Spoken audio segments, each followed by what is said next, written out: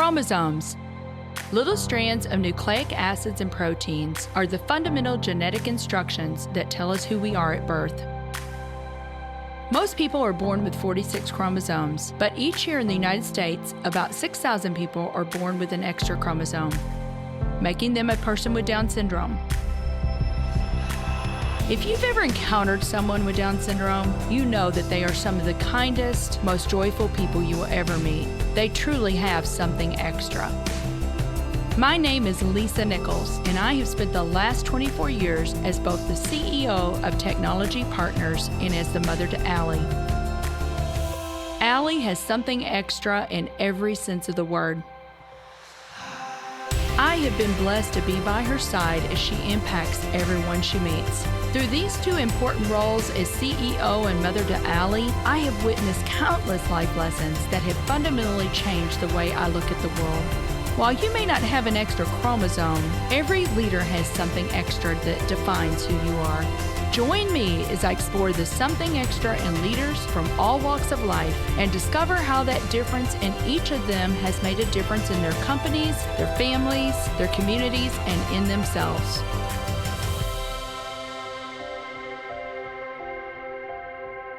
I'm delighted to have Eneazer Layne on the show today. Lady E is the CEO of Ease to Access, LLC, a speaker, an author, and a John Maxwell certified life coach. If you like this episode today, please go to Apple Podcasts or wherever you listen and leave us a 5-star rating. So, Eneazer Layne, or Lady E, as you are affectionately called by so many, welcome to the Something Extra podcast. Thank you for having me. I really appreciate it. It's a pleasure. We've been trying to make this happen for a while, so I'm glad that we were able to do this. But you and I were just talking. And I always like to tell our listeners, Lady E, about connections. You and I have so many people in common, probably people that we haven't even discussed in common that we both know, but we both love Lethea Owens, right? Shout out to Lethea. Lethea. Yes. Shout out to Lethea. Yes. Shout out to Adrienne Gracie, Karen Hoffman, Yes. Kathy Lambert, lots of amazing women. So I'm just so excited. And we've got so much to talk about. I told you we're going to talk about parakeets, and we're going to talk about mother-in-law tongue, and we're going to talk about identity crisis. We're going to talk about all kinds of stuff. But I know you did not grow up in St. Louis. You're a native of Chicago. Tell me a little bit about your growing up years. I grew up in a very strict household. We were Pentecostals, and I'm going to say it like this. I'm very straightforward and to the point. Everything was a sin. And so I grew up somewhat in a box. Everything was church, school, and that's it. Church and school. There were no parties, no skating, no, nothing like that. If it wasn't centered around church, it pretty much wasn't allowed. But I grew up in humble beginnings. I had a mother and a father in the home, and I'm grateful to God for that. I have 2 sisters older than me. I'm the baby. You're the baby, right? Yes. So that means I was the sponge that watched and learned and listened and paid attention and was left out and all of that. But that was Chicago. But I, of course, went to school there. But I got married and moved to St. Louis, and I was 19 years old at that time. So at 18 years old, I became impregnated with my son, single parent situation. And that's Andre, is that right? Andre, yes. Andre. Yes, that's the love of my life. And I tell him all the time that he changed my life because I was going the wrong way. I was lost. I was lost. I didn't have an understanding of why I acted the way I acted, but now I know it was like an identity crisis. I didn't get along with my mother very well, and honestly, I didn't like her because she was super strict and everything was no. So growing up, everything was no. That was the word. And so I accepted no for an answer, and I stopped expecting anything. So I stopped asking. So I get pregnant with Andre, And he changed my life because I love children. And the only thing I ever wanted to do was be somebody's wife and a mother. I had no career aspirations because I'd been told I would never accomplish anything. Mm-hmm. So, but I wanted to be a wife and a mother. And so Andre was born. He changed my life because I couldn't experiment on the drugs anymore because I had to take care of my baby. Mm-hmm. And I'm so grateful to God for him. He'll be 46 in a couple of months. And I'm just grateful. And I tell him all the time, thank you for saving my life. Yeah. That's so beautiful. So that's the Chicago story in a nutshell. Yeah. Okay, now I have tears streaming down my face here. Oh, It's a beautiful story. I mean, there's so much packed in there. I mean, he gave you a purpose to live for greater than mhm. yourself, Lady E. And that's what I Yeah. see so many times. I mean, you're the coach. I'm not a coach, but I know you would agree with this. If you are just living for yourself in life, hmm it's going hmm to be a pretty sad existence, right? Right. You're not living at all. Yes. You're not Yes. really living at all. One of the things that I say, I don't think anyone is a oops. People Oh, would have called him a oops. I was shunned. I was sat down. I was looked at some kind of way at 18, being pregnant out of wedlock. But my son was not a mistake. right. There was purpose in that. No doubt about it. Yes. No doubt Yes. about it. And I know you're a strong woman of faith. I am too. I believe that we are all fearfully and wonderfully made and that God has a purpose. I'll give a shout out to another dear sister, Michelle Sweet. Her husband, Ron, is the campus pastor for the Crossing in St. Louis and Fenton. Mhm. And I'll never forget her saying one time, she said, anyone can have sex, Yeah. but it takes God to make a baby. So when you are pregnant with a baby, that Yeah. was God, and Yes. because truly it's him that makes that Mhm. happen, right? Mhm. So much packed in there. And you mentioned identity crisis, and I want to get into that because I think there's so many people. I've had times in my life where I've had an identity crisis. I probably still have to work on that, Lady E, but Mhm. I want to dig into that. But you've got another delight in your life. And you've either got 5 or 6, I'm not really sure, grandsons. Yes, I do. I do. I have 6 beautiful, I call them gorgeous grandsons. I'm Gigi, gorgeous granny, and my grandsons are my gorgeous grandsons. They're my Gigis. I love it. I hope you have a T-shirt with that on it, I will have to no, I don't. I think I'll have to work on that. You'll need to work on that. I'm sure we can find a T-shirt person somewhere that will, make Yes, you a T-shirt. Yeah. So, and then you say you've got so many. You were not a teacher by profession. You actually went into nursing. You're nursing by education. But, you say that what I realize is I've been teaching for 40 years. So I guess that's probably, you say you have got a lot of pseudo adopted children I do. that I call have. you Mama Nisa. Yeah, I I can't love it. I can't count them. I have so many children, and my husband, sometimes he'll come home. He said, "How many children do you have? These people come in the funeral home. How's Mama Nisa? Tell Mama Nisa I said hi." He said, "I can't keep up." Oh my goodness. Yes, What a legacy. What a legacy, Lady Ian. I know you never say that about yourself, but you're making an impact and you never know. Somebody said recently, it's like that pebble in the water, mhm, I mean that ripple effect. So you make an impact on one person mhm. and then that person goes on. They've got a sphere of influence, right? That's right. They are making a difference. So I just love that. But you're a nurse by education. Here's something else that probably people that know you know this, but if people don't know you, you're a gospel recording artist, songwriter. I watched a YouTube of you singing, "Girl, you brought the house down." My Oh, goodness, you my have got a goodness. beautiful voice. Thank you. I assume that probably came from being in church Tuesday, Wednesday, Saturday, Sunday.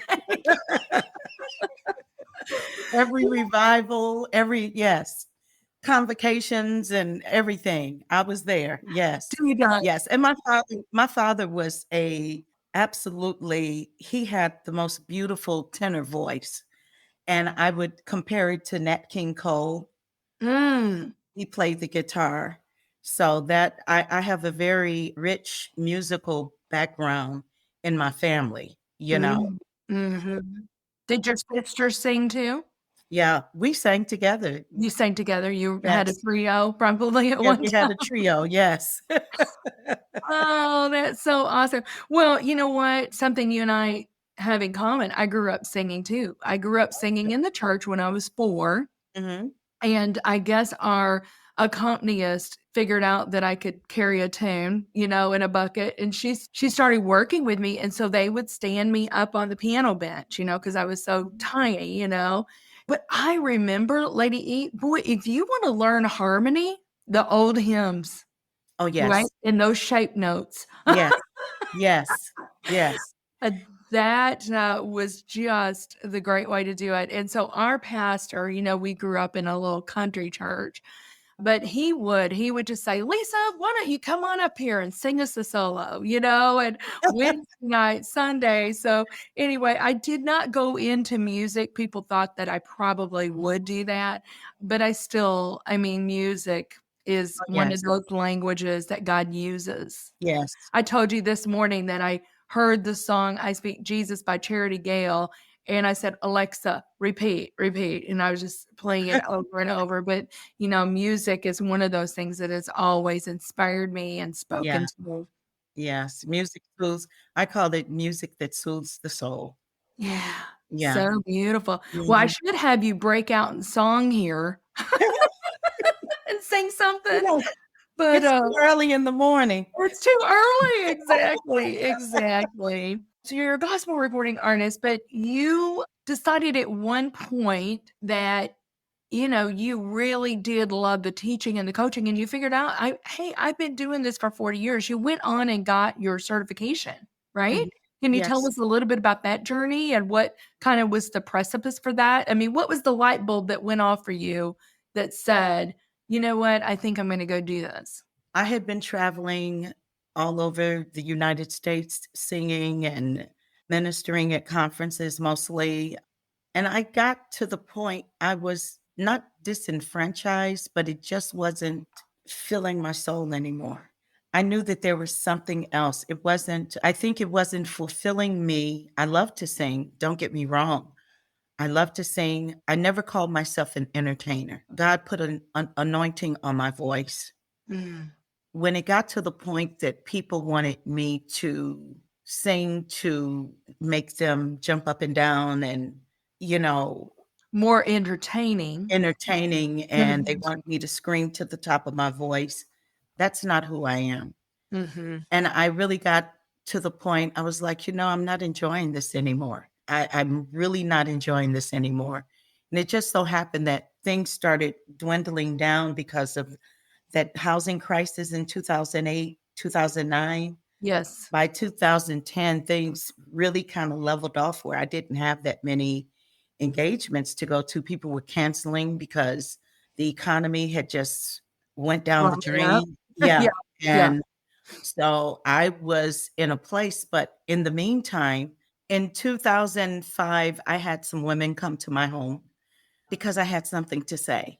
And when I would speak to people just in passing, they would say, Lady E, we need to just come and sit down at your feet. And there was a young lady who would do that exactly, would come to my home and just kind of pull on me to get me to talk. And so I decided, I tell you what happened. I used to be a pastor's wife.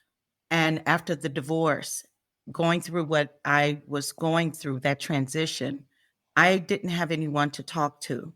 And I didn't know who I could trust with my heart. And I asked God, what, where do people like me go? Where do people like me go? Because I can't go to all of these little pastors' wives group, first lady groups and stuff like that. I wasn't interested in all of that first lady stuff. I was interested in being healed. And Mhm. it was very hard for me. And God just spoke to me and said, you do it. You trust you with your heart. And if you trust you with your heart, then others can trust you with their heart.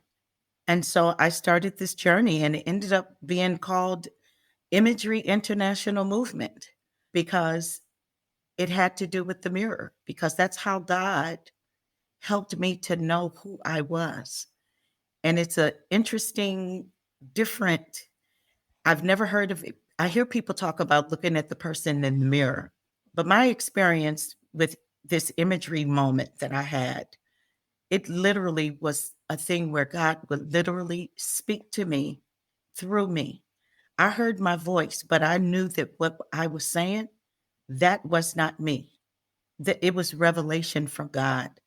And if he could do that with me, how many people could be healed from identity crisis and get to know who they are and why they are and what they're here for and walk in their calling and rock their moxie unapologetically, you know? And I started with these ladies in my home, and it grew. I don't know.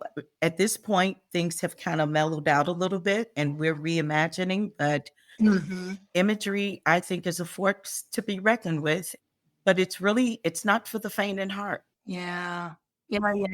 It's for people who are faint, but they're ready to wake up. Wow. Yeah. So rich. Well, I cannot wait. We need to dig into all of this more. I want to talk about imagery and mirroring and, identity crisis and rocking your moxie. I want to talk about all of it. I want to talk about your new book, but we do need to take a quick break. Okay. And we will be right back on the Something Extra podcast with Lady E. Hey there. In a challenging business climate like this, savvy leaders look to technology to find an edge. This can mean the difference between staying ahead of the curve or playing catch-up. It's time to collaborate with the highly skilled experts at Technology Partners. Our team of technologists draws upon decades of experience for your project, with each bringing a passion for solving problems and a track record of success. How can we help you overcome your biggest technology challenges? Visit technologypartners.net to book a free consultation with one of our leaders. So welcome back to the Something Extra podcast with Lady E. So Lady E, my goodness, we've got so much to talk about here. I hope that we can cover, at least touch on a lot of things, but you just kind of left us with a little cliffhanger on the imagery in the mirror. And can you explain more about that? And you said you looked in the mirror and what came back to you was definitely not your words. It was a supernatural word from the Lord. And so can you tell us just a little bit about that experience? Well, initially, my first imagery moment was not pretty. It wasn't pretty at all. God literally had me get up, and this is in my book. I talk about it. He had me get up, look in the mirror. I was crying so hard. I was so broken to the point that it felt like the lobes in the back of my head were literally pulling apart. And I got up. God said, look, he said, look in the mirror. What do you see? And my words was, I look like a monkey. I'm ugly. I'm stupid. I'm never going to amount to anything. I just went total negative in everything I had been taught. That's what I saw. And he had me turn the water on. He didn't tell me. I just simultaneously did this. Clean towel, squeezed it out, put it over my face, took a deep breath, wiped my face. And God said, look again. Now, what do you see? And something in my spirit woke up. And I said, I am a woman after God's heart. I'm beautiful. I'm a woman for God's glory. I'm a jewel in his crown. And this is the thing when I dug deep into myself and I said, I have a good heart. I love everybody. I'm a good person. I don't wish anyone ill or bad. And I couldn't understand why I had to go through what I was going through, what put me in this state of a devastation in my bathroom where I couldn't let my children see me totally lose it. But I said those things. So that was my first imagery moment. But after that, after the divorce, instead of going to church on Sundays, I stayed home and I talked to God in the mirror. And I would ask God questions and he would give me answers. And it was just absolutely phenomenal. And one day it hit me. Oh my God, where did that come from? That didn't come from me. And I realized, because I had asked God not to allow a prophet or a teacher or a minister to speak into my life, because I didn't know who I could trust. And I asked him, I said, if I'm your daughter, I'm your favorite daughter, let's cut out the middleman Mm. and you talk to me audibly. Circumcise my ears so that I can hear your voice. And he did just that. And God ministered to me in the mirror. And to this day, I'm not always in the mirror, but I walk around the house talking to myself because God is talking through me all the time. And Yeah. it's just absolutely phenomenal. And some people look at me kind of like I'm in the twilight zone, but it's real for me. And I just wanted people with the imagery. I called it imagery because as I was on that journey, I'm helping other people on their journey to knowing who they are. And if you can't look in Absolutely. the mirror and tell the truth to yourself about yourself, then you're in trouble. Yes. It's very hard to look in the mirror Yeah. and speak life to yourself or lie to yourself, eyeball to eyeball with you. Mm-hmm. So that's where Imagery International started Was with that. more. Yes. Yeah. So we're a catalyst for women. Our goal is to take away the negative narrative that women have taken in and ingested and believed all of their lives. I call them tattoos in their psyche, where they're lost and they don't know who they are. And we are phenomenal works of God, and we are the glue that keeps it together. Mm. And if we don't take care of ourselves, the ripple effect of that pebble is not going to be very good. It's going to be a Right. kind of ripple. Yes. Oh, absolutely. And it's going to affect everyone in our sphere. Yes. And we're witnessing that. You're going to either affect everyone negatively or Mhm. positively. Yes. Yeah. The ripple Depending could be on how you negative or conduct yourself. positive. Yeah, negative or positive. You talk about looking in the mirror. Look in the mirror at yourself. I feel like, and maybe there's people out there that have never had an identity crisis. Yay. I'm glad that you haven't. But I just see it so much. And I think that even like the onset of social media has just exacerbated that. So as you were talking, I was thinking, looking in the mirror at yourself, don't look in the mirror at someone else's reflection. Mm-hmm. I don't want to be somebody else. I need to be the best version of me. This is how God made me. And he made me this way for a reason and for a purpose. So make sure that the mirror that you are looking in Mm-hmm. is you are the one that's reflected back, not what you're seeing on social media or what you're seeing in another, Mm-hmm. another sister or this, look at what they're doing in their life or, I think there's so many lies, that really can enter in when we do that. I love that, whole analogy of the mirror. But, I've got so much here that I want to talk about. And I know that we don't have a ton of time left, but I got to ask you this. So, because I know that you are a high growth person. In fact, I think you are John Maxwell certified coach, speaker, that sort of thing. And so I know that like one of, you talk a lot about the growth, John has the irrefutable laws of growth Mm-hmm. and leadership. But I love this story, the story of the mother-in-law tongue.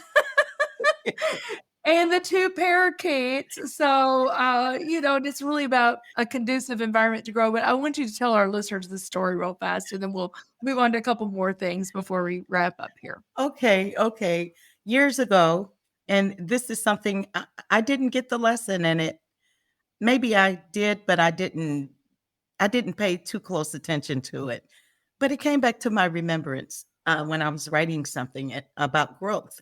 And I remember we lived in a split level condo kind of place. And a friend of mine gave me 2 parakeets, and their name was Pete and Repeat. Love And it. she got rid of the parakeets because her cat kept trying to get to the parakeet. Right. And she wanted, so I got these parakeets and I put them in the kitchen, and I realized that that wasn't going to be conducive for cooking because feathers, And I had a mother-in-law's tongue that I had taken up in the living room area. I had it for years. I'd forget about it. I wouldn't water it. I didn't pay attention to it. But I love plants, but I don't have a green thumb. I'm not good with Mhm. them. So it has to be really hardy plants. Yes. So the mother-in-law's tongue is pretty I can hard, relate right? to that. So the mother-in-law's tongue was in the living room, which is up 2 levels from the kitchen. And I had my son to take the parakeet, the cage and everything up in the living room.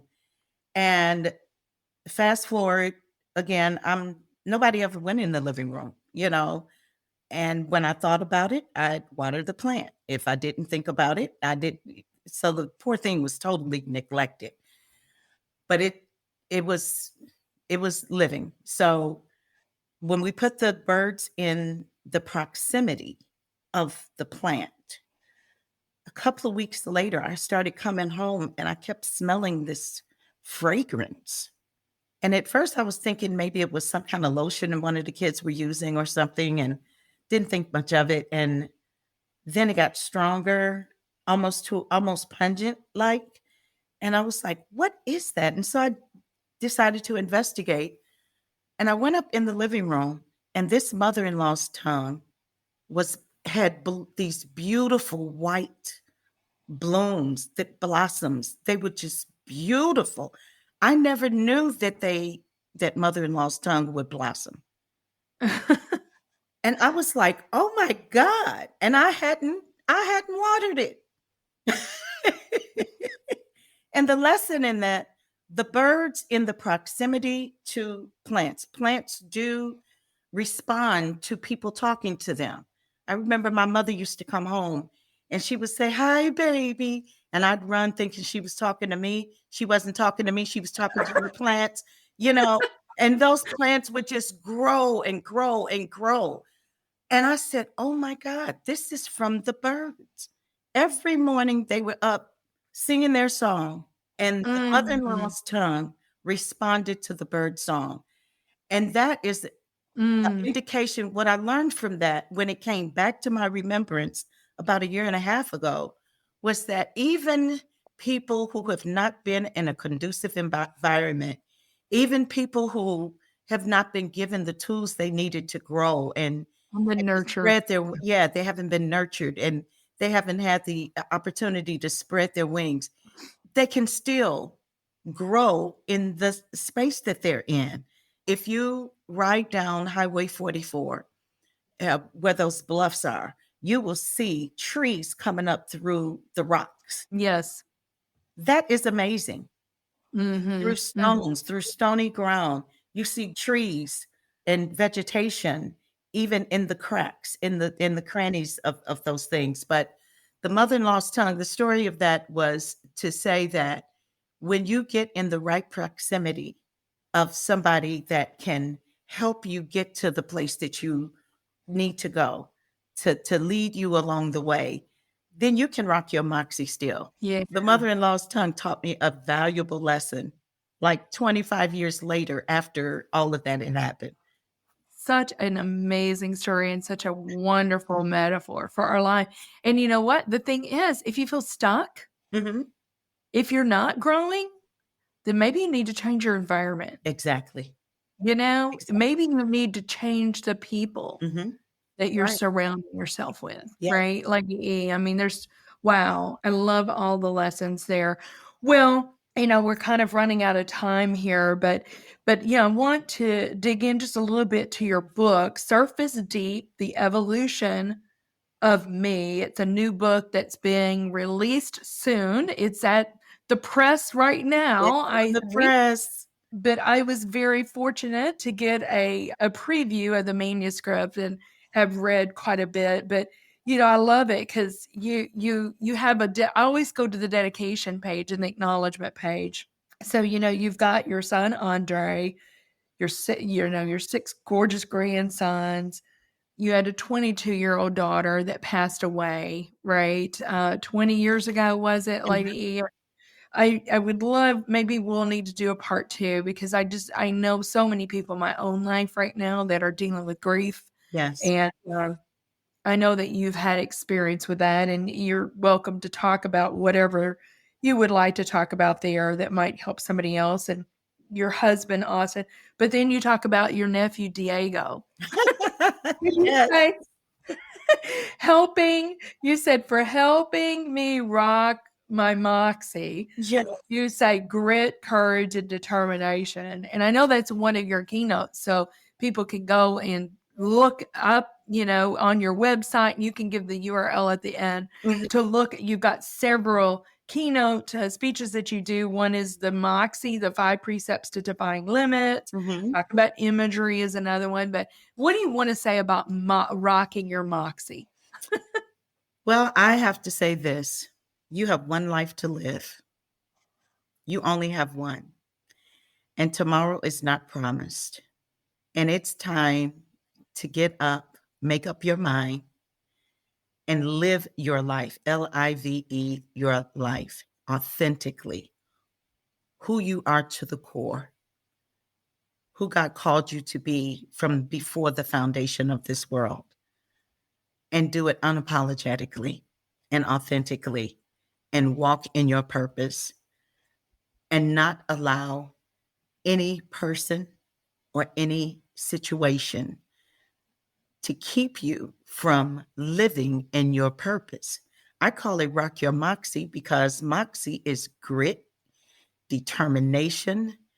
I have this I call it a dog determination, that as long as I'm living every day, I'm going to be doing something towards being not successful, but significant in my life and in everything that I do, and that it makes a difference, and that I get to leave a legacy.